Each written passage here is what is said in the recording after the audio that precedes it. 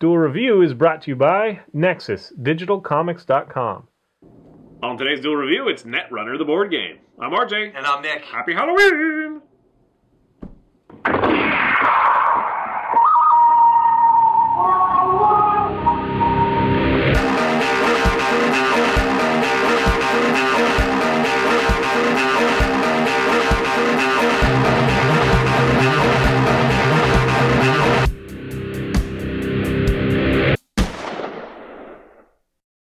Today is Halloween, the last day of October, and we're doing Netrunner, the board game. That's right, and this is the Android version, the 2012 Android version, not the 1996 Wizards of the Coast version. Yes.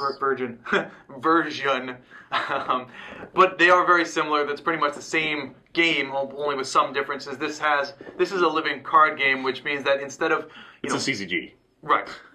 Well, It's a collector's card game. kind of. A collective card game means that you get to create your own deck. What this does is you have a core deck, and then you have expansion packs of not randomized cards, a very unique set. But you do definitely build your own deck, though, when you play. So. Right, but there's... Although, actually, you can if you buy multiple copies, and we'll get to that. Right. I'm just saying that there is a slight difference of terminology between collected card game and living card game. There's just a very slight thing.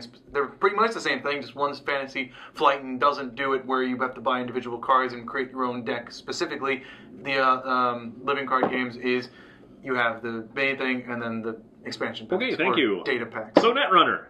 Okay. So Netrunner, it's a two-player game. Unfortunately, you can't play more than two, but it is pretty cool. One person is the runner, and the other one is the corporation. Now, unlike the original, in this one, which only had one runner and one corporation, this one has 4 corporations and 3 runners to play as, and the new expansion pack, I believe is called Genesis, or data pack I should say, is going to have a 4th runner and then some other cards, but I'll get into that later. Yeah, and that's actually one thing about this. When he said, oh, I'm sorry, data pack, they have all the new terms for everything. Yeah. So that is a negative. We beat the hell out of the original Android game. We just did not like it. Yeah. But we really liked Infiltration, which was another Android game based on that world. And this is the 3rd one, and we really like it as well. Right. Maybe me more than you, I don't know. Yeah, I really enjoy it. He really enjoys it because he's won every time, and I really hate it because I've lost every time. Yes, he's better than me at it. This is the corporation card. Right. Yeah, one of the things that they do is use... And this is all the tokens. Yes, so which is nice, because it's not like a gajillion of them. Yeah. But each character has what's called clicks, and this I'm sorry. There's a little bit more. Ah. Those are the credits. Yeah. So each person has clicks, and I believe the corporation has 4 clicks, and the runner only has 3. Is that correct? Yes. Okay. No, runner has 4. Oh, runner has 4 clicks. 3. The corporation has only 3 clicks. Yeah. There you go. And clicks are actions. They just call it something different because it's fantasy flight, and they just want to be different because they're bastards. But it is really fun. So you spend your clicks, and you, as the runner, you have to hack into a corporation and steal data bytes or what are they called, credits or something. And just run away with at least when you get 7 as the runner. If you get 7 of them, you win the game. It's actually agenda points. So you have to get these special cards. So it's not like DF tokens or something from Infiltration. It is agenda points. So you're both trying to score agenda points. The corporation, this is one of them. You take cards and you install them. And these are called servers. So your hand is a server, basically based off of your card. You've got an R&D deck, which is basically your undrawn deck, research and development. And then a discard deck, which will be face up or face down, depending. And then you have as many other servers as you want. What happens is, so you have either agendas or you have like advertisements or things like that, which will score you extra points. So if you're able to put this down as a server and protect it from the runner from getting to it, and then through your actions, grab these points, these credits, and turn them into resing. Oh wait, no, that's resing is when you res ice. Right. Basically, when you pay certain credits and you use a turn, you get to flip one of these over, and when you get the number that's on the front of the card, it becomes active, and it helps you. So that's how you do. So you're trying to protect by laying out what are called ice. Right. They're basically firewalls, things like that, and each one has unique strengths and just different subroutines that run. So once you confront this as the runner, you have to beat its strength, but then you also have to deal with all the subroutines, and some of them are like being traced, and if you're traced, that can make you weaker. It can give you brain damage. Just a bunch of different things. And so me as the corporation, I would try to protect this as I work on it. So I'd put several kinds of ice in front of it, and the runner will have to deal with all of them. And I will pay to res them, which I'll flip them over, and then they can see it and deal with it, but I don't have to do that until they make a run at me. Right. So corporation, that's how you play it. You're basically building servers to bring them into completion and guarding them as long as possible. But you have to also guard your R&D pile, you have to guard your hand, just everything. Right, so, and you have to guard your discard pile too, which I think has a specific name as well. But what's also fun being the corporation is instead of agendas, you can also put down like trap cards where if the runner gets to it, something bad happens to them. You can be sneaky and they'll be like, oh crap, he's almost got that. I know that's an agenda. I'll go for it. And it's not an agenda. It's a crappy advertisement or it is a virus or something like that. Right. So that is a lot of fun. You as the corporation get that misleading, poker face responsibility. So that's a lot of fun. As the runner, do you want to take that one? As the runner, what you're going to do is you're going to... Here's the runner cards. Oh, and I should say that each runners and corporations have an identity card. This one right here is the corporation identity card, and this is the runner identity card. And basically what happens is they each have special abilities per character, which is fun. All right, so playing as the runner, basically what happens is you're going to take your identity card and you're going to put it down, and then you're going to fill up 3 slots. One is the hardware, one is the software, and one is the events. Thank you. And that kind of helps you build your arsenal to fight off the icebreaker or the ice with your icebreakers. Here's an icebreaker, for example. Yeah. So basically, you're hacking. Yeah. You're making a run and you're hacking as much as you can. It does come down to money for both of you because you have to have enough credits to either res things for the corporation or score agendas, or for the runner to use hardware and programs. And once you have them installed, you can use them every run, which, when you make a run, you're trying to score an agenda or get through firewalls, ice. Right. And I don't know why they call them ice. Like, I don't understand. It's just their cool lingo. They could have just said firewall because ice... Rezzing and whatever. So, yeah, partly it just took us a little while to get into it just because of the terminology, purely. Yeah, we're not cyberpunks, but it is a fun game. So here's a quick setup that I have. I have my software, my hardware, and my events kind of laid out. And when I make a run on his server, thank you, I'm going to have to... If I was to go after this one first, he would have to say, I'm going to let this one go. You don't have to... yeah, I could choose to res it or not. Right. I'm not going to res it, which means that I pass right over to the next one. But if he says that I have to do this one, then he's going to flip it over. He's going to pay the resing price, and then I have to deal with what's on this card. And then I go to this one next, and he's going to flip it over. He's going to res it, and then I have to deal with this one before I can get to the agenda or whatever's here. So the corporation can decide, like, I know everything he has. I know the software he has, the hardware he has. So he could play certain events. He could have cards in his hand that he can install that I don't know. But otherwise, I can kind of judge. It's like, well, he's easily going to get past this first one, so I might as well just wait, and save it. Maybe he'll use up resources or whatever. And that means that I don't know what it is, which means that if I attack him with something else on my hand, he may have what it takes and flip it over and I'll be screwed. Yeah, but whatever I res, he'll have to deal with immediately in order to get past. Right. And then once he gets past, he gets whatever this is, and he either trashes it, so like this is an ad, so he would just trash it, and then I no longer benefit from that, or I don't benefit from that. If it's an agenda, he scores it, and basically the first to 7 agenda points wins. Right. Some agenda are worth up to 3. I think 3 is the highest. I believe so, yeah. Maybe 4. I can't remember exactly. But yeah, the first to 7 wins. So it usually takes 3 agendas, and if the corporation's done a good fake out, the longer the game lasts, the better he'll fare. The runner really needs to start running right away, and that was kind of his issue, is because he was trying to prepare, and it was just too late, because by the time he's prepared, I've already gotten ice on every server. So, he just has to take his chances. Yeah, I really... Which is not impossible, but... As the runner, as the hacker, you really have to run first thing. You know, you're going to be able to get something at first. So you just either hit his, you know, his R&D or his hand or trash pile. His headquarters, I believe, is what his hand's called.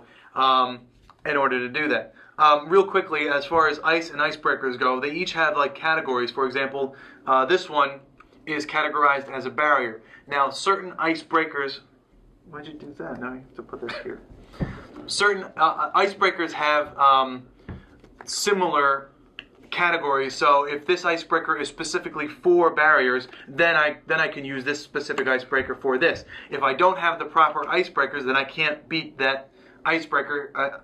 If I don't have the proper icebreaker, I can't beat that specific ice, which means that I can't advance, which sucks. Right, and that comes to do with what are these called? Those are your identity cards. Identity cards. There are 3 identity cards for the runner. One of them is big on virus. He's like the anarch guy. This one's, she's a little bit more even and safe. They suggest that you run with her first. Right. And then the other one, I can't remember the thing about the other one, but they all have different cards. There's basically common cards that are shared, and this is where the deck building comes in. There are common cards that are shared, and then there are unique cards specific to these identities. But each identity allows a certain number of cards down here to be mixed from other decks, and that's where the card building comes in. Now, when we first learned how to play this game, we were actually looking at tutorials online, and one of the guys pointed out that in order to have all the freedom in the world to build the deck the way you want, you actually have to buy another copy of this. In fact, it might even be more copies. Yeah, I think you need 3 copies in order to have a complete. Otherwise, you're like 20 cards short, and if you're really hardcore about it, then you'll want to do that. Right, and unfortunately, which sucks because if you just included basically 20 more cards, it would have been fine. Which I think the expansion is kind of addressing. Right. What's going to happen with the expansion pack is you're going to get a new runner plus 20 cards times 3, so you're going to have 60 cards total, but you're going to have 3 copies of 20 different cards.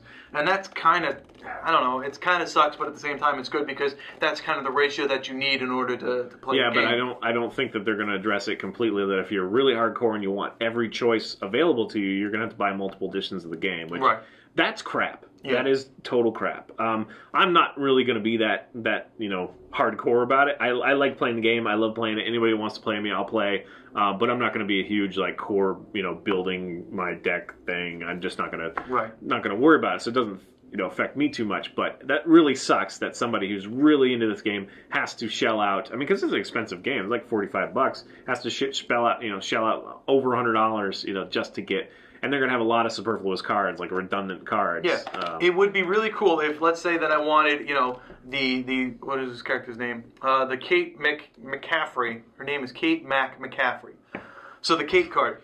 So if I wanted to complete her deck, I can't just buy her and the cards that go in her category. I have to buy the entire freaking game with all the other characters that I don't really care about because all I really want to do is build her deck. So. Yeah, that's unfortunate, and hopefully they'll address that in the future. But that also brings up, though, that the art is very close to the infiltration that we did, and we love that art, or I do. Yeah. So I think it's solid art. I actually don't like the identities that much. For some reason, the identities don't speak to me very much, but all the ancillary cards, all the other cards are great. Right.